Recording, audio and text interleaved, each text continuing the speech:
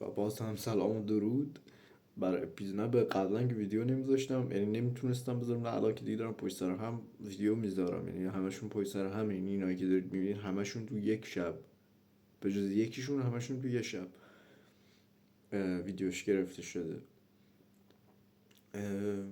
اومدم در این ویدیو دیگه نیام راجع به، ببینید در ویدیو قبلی من فلسفه جهان رو پذیرفته بودم و حال داشتم اعتراض میکردم به شیوه اداره جهان.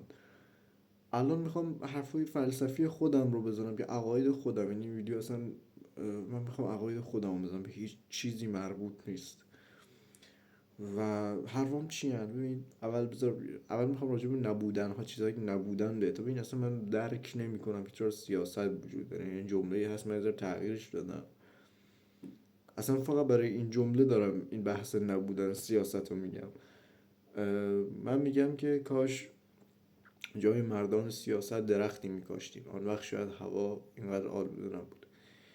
این جمله بود که به نظرم خیلی قشنگ بود که بعد میگفتمش. این از این کلا، ولی من درک نمیکنم واقعا فلسفه سیاست به نظر من اصلا نباید در کل جهان وجود میداشت. این از این حرف اصلی من در این ویدیو اینه که شاید ویدیو هم تایمش کوتاه شه، چون فکر نکنم این ویدیو قبلی باشه، خیلی حرف زیادی ندارم، یه سری حرف هست که گفتم از عقاید خودم باید میگفتم اینا رو. شاید حرفم به خیلی مثلا دیگه به این فکر کنید که آقا این حرف مثلا خیلی دیگه چیزه، مثلا اگه کسی بخواد با این فلسفه زندگی کنه خب خودکشی میکنه، ولی خب دیگه ما رو باش کنار اومدیم. من میگم که اولا انسان که به نظر من نباید وجود میداشت، شاید این کار خدا، یعنی با بیای با مذهبی صحبت بکنی، من بهت میگم که خب منم بنده خودم از اجازه اظهار نظر داده بهم و دارم صحبت میکنم.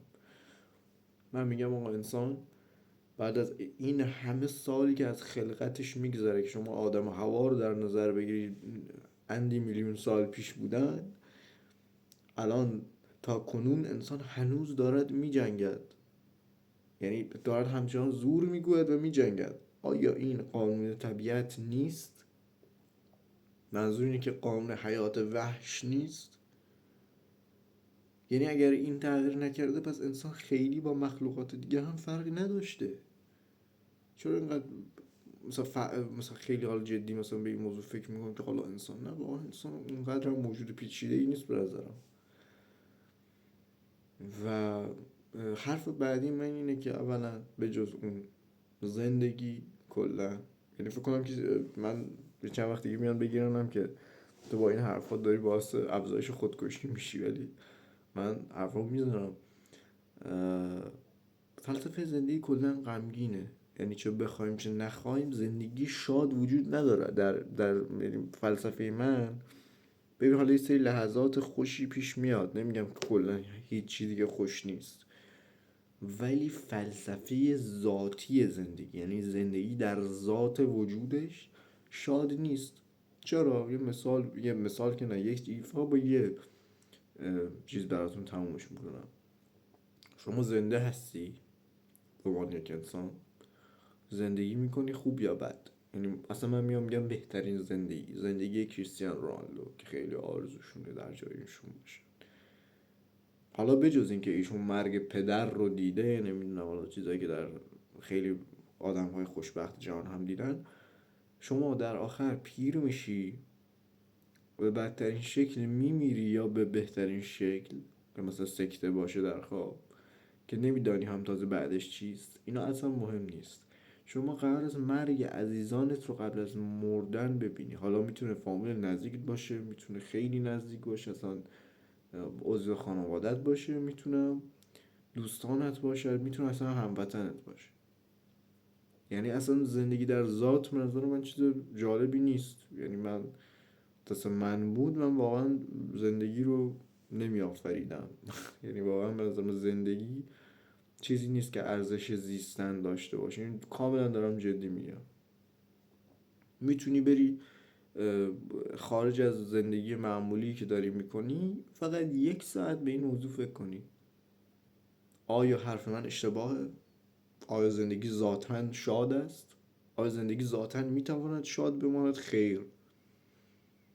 خیر.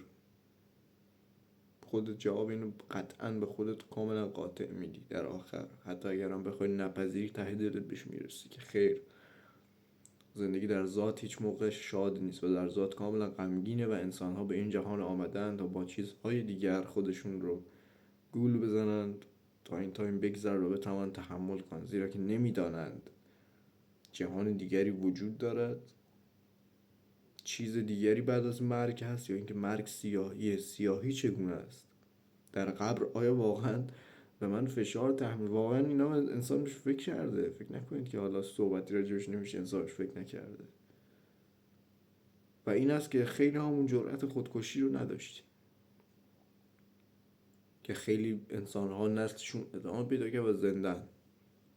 یعنی من فلسفه حرفم اینه، آقا حرف من غلطه، حرفم شما چیز غلطی در حرف من میبینی، با اثبات و ادله کامنت بذار، بگو نه زندگی شاد است در ذات.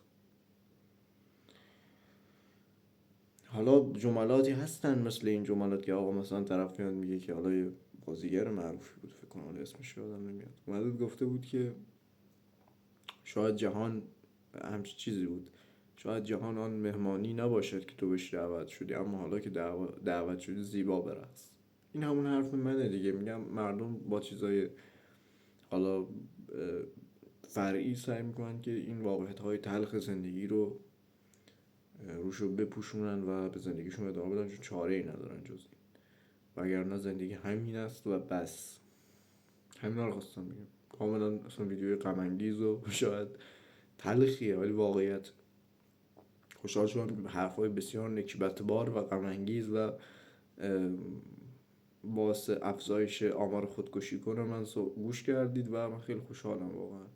ممنون میشم کامنت بذارید، نظراتتون بگید. من خیلی مشتاق فایت در این مورد، این ویدیو قبلی خیلی برام مهم بود، این ویدیو منتظرم که بیاد بگه ذات زندگی شاد با ادله، نه بیاد بگه همینجوری شاد. میخوامش بحث کنم، میخوام ببینم چجوری میخواد بگه زندگی شاده، ذات زندگی رو میخوام ببینم چجوری میگه شاده. من واقعا میخوامش بحث بکنم. خوشحال شدم.